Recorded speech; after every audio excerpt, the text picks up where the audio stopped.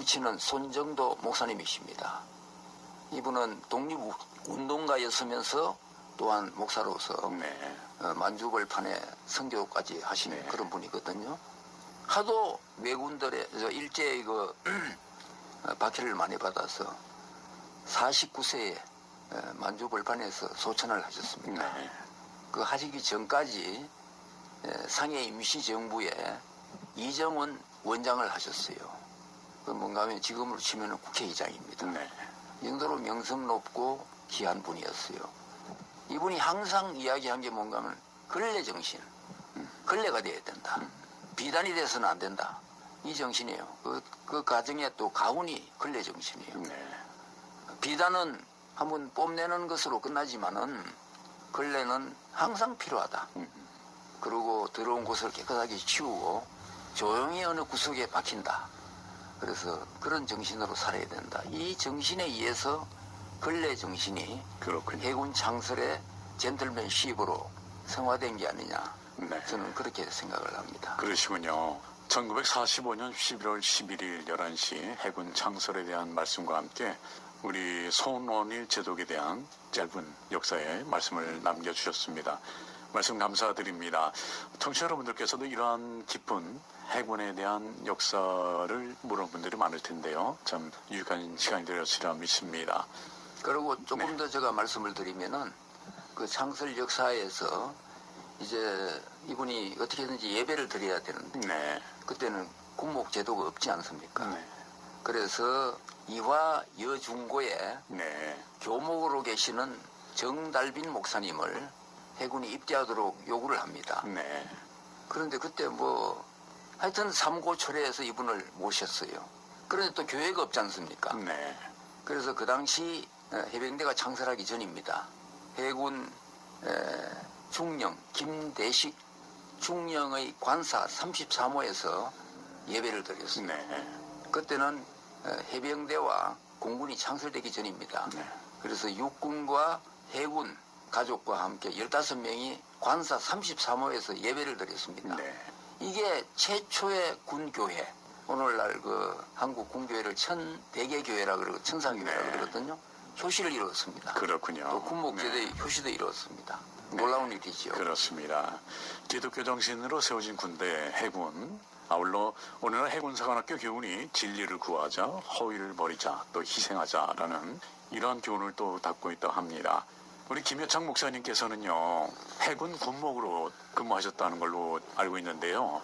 그때 사역하시던 내용을 좀 소개해 주시면 어떨까 싶습니다. 예, 우리 네.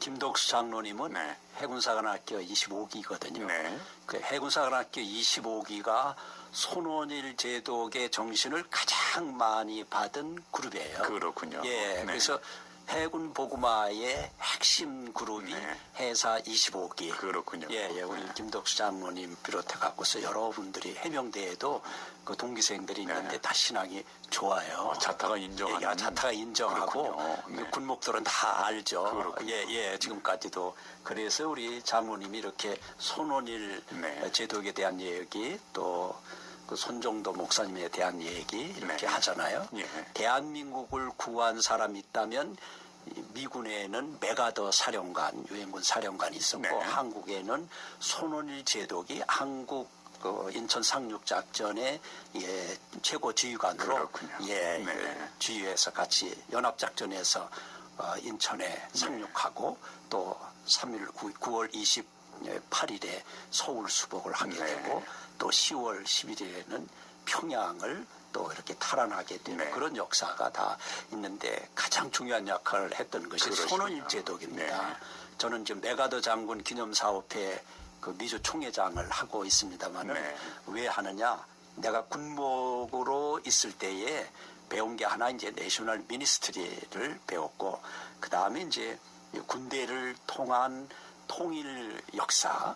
그러니까 메가더 장군이 이루고자 했던 것은 통일이라고 하는 이런 차원에서 제가 이 사역에 뛰어들게 되었고 그렇군요. 제가 해군 군목으로 있을 때에 가장 중요했던 요소 가운데 이렇게 함정마다 장교들 가운데 신앙이 좋은 분들이 있어갖고 네. 왜냐하면 해군 군목이 다 배에 탈 수가 없거든요. 그렇죠. 인원이 제약돼갖고 잠깐 탔다 내리고 예배 인도하고 내리고 상담하고 내리고 그랬는데 그 이제 이렇게 해서 25기생과 같은 분들은 트레이닝을 받았습니다. 그래서 바이블 스타디 또 그 다음에 신앙 트레이닝 이런 걸 다 받아갖고 직접 이제 사역자 소위 패스터 역할을 네. 감당하는 모습들을 보면서 예. 이게 상당히 중요하다.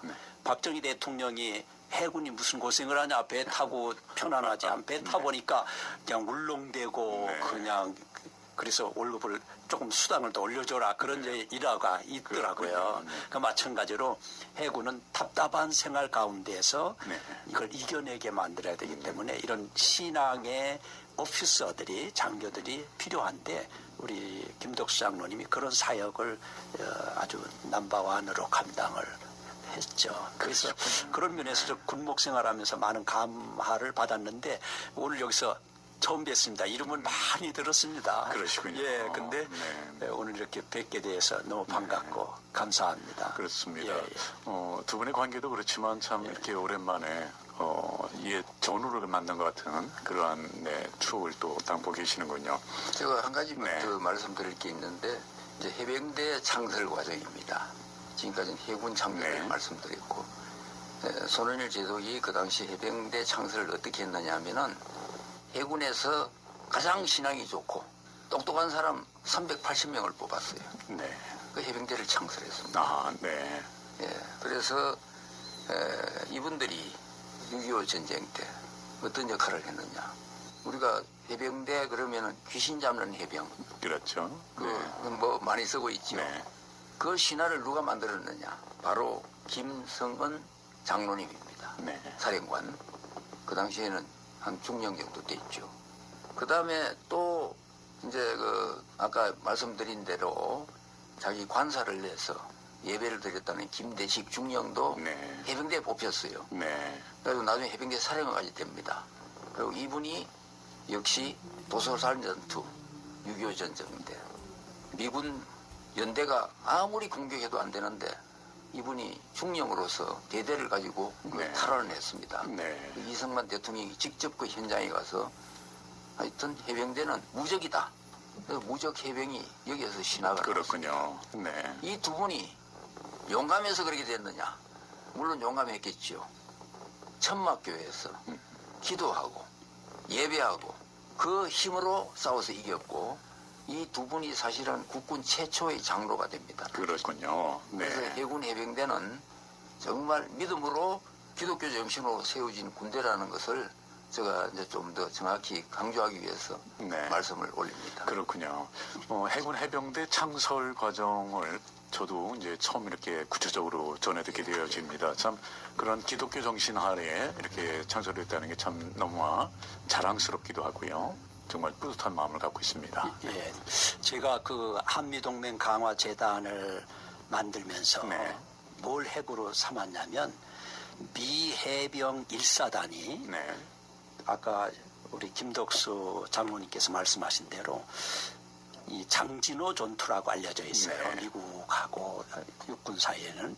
그러나 가장 그 핵심은 그 뒷산에 도솔산 정복인데 그 도솔산을 정복하면서 미 해병대가 많이 죽었어요. 네. 예, 왜냐하면 중공군의 인해 전술이 너무 심해갖고 네. 그 다음에 그때 너무 추워갖고 영하 40도가 넘어갖고 또 눈이 많이 와갖고 그냥 계속 미 해병대의 그 장병들이 다리가 얼고 네. 또 잘라야 되고 네. 그러면서도 항복하지를 않았어요. 아. 예, 네버 저희들이 연구하고 연구해낸 탈선에